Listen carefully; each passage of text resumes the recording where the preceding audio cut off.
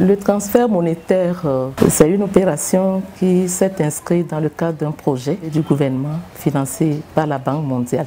Donc, le projet avait ces deux objectifs: régler le problème de la nutrition et régler le problème de la protection de l'enfant.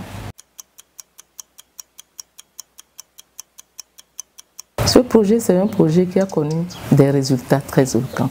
Il était prévu de toucher 21 500 personnes, mais à la fin, nous étions à plus de 29 000 personnes qui ont reçu 5 000 francs CFA pour pouvoir améliorer la nutrition, etc.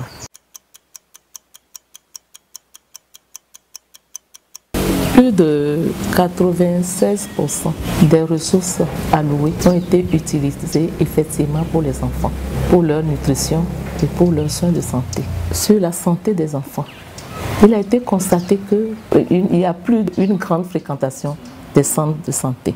L'étude a révélé que les enfants qui sont nés sont de poids meilleurs que les poids des enfants qui étaient nés avant. De plus en plus, les familles vont déclarer leurs enfants à l'état civil. Le dernier effet important, c'est l'accouchement des enfants dans les centres de santé.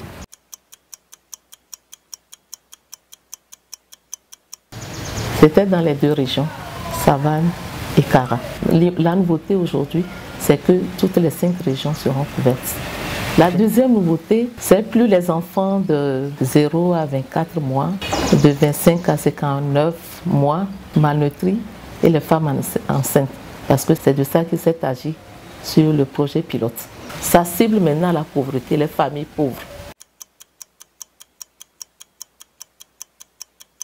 Les bénéficiaires, c'est les personnes qui répondent à un critère de la pauvreté qui sera défini. Par exemple, on définit comme critère de ménage pauvre un ménage où le revenu n'atteint pas X par exemple. Et là, il y a un travail qui se fait, le registre social unique qui va être mis en place et qui va permettre donc d'identifier les caractéristiques des ménages pauvres. Et donc, tous les ménages qui rentreront dans ces caractéristiques-là recevront un transfert monétaire.